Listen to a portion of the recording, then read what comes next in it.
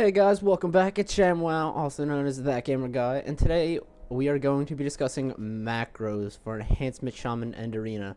First things first, you're gonna need a target Arena 1, 2, and 3. This is for obviously 3s and 2s.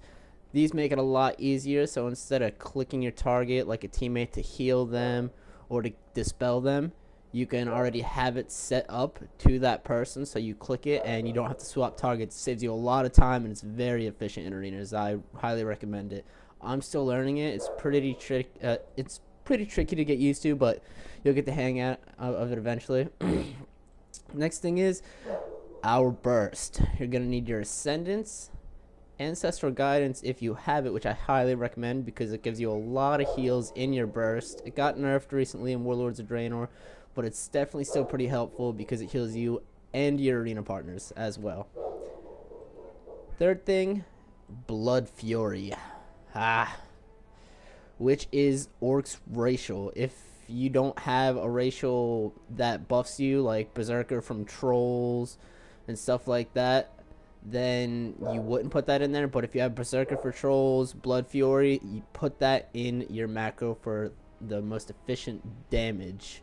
Obviously, if you're a Blood Elf, which you can't be a Shaman there, but if you were and you have your Torrent, you wouldn't put that in your burst because it's a silence. Last thing, you want to put your Trinket in there to give you a nice agility buff for some nice damage coming out. And if you're in BGs, you can use an agility potion, but in arenas, you can't use that. So that's your whole burst right there.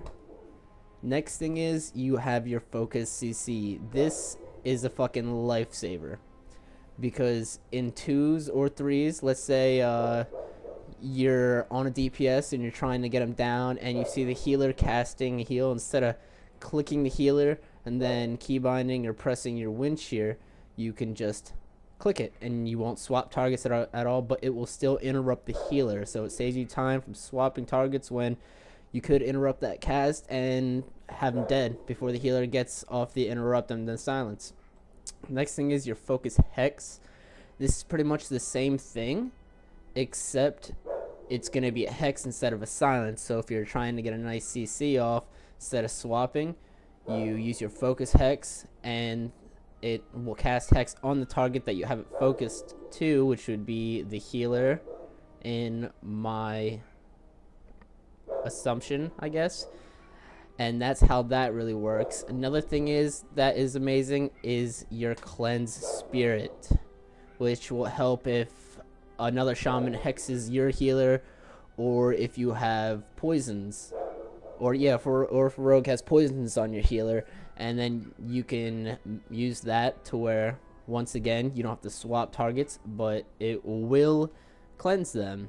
And this is very simple. You just have your slash target, and you could change the name right here. You don't have to change anything else. So if I wanted to use it on somebody else and their name was fucking Pop Tart, you would just type in Pop Tart and save it, and that's how that would go. But for my healer, it's Colge.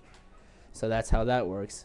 The last thing is a target heal. This is amazing for 2s as well, because if you're running double DPS in your 2s and your partner needs heals and you get a nice instant cast, then you can use your NS and then click this and you won't have to swap targets, or if you're not using symbols to find who your teammate is, then it just saves you so much time. You just click it and it will heal your 2s partner, or 3s. Like I said, all you have to do is change either 1, 2, or 3, and that's who it would heal.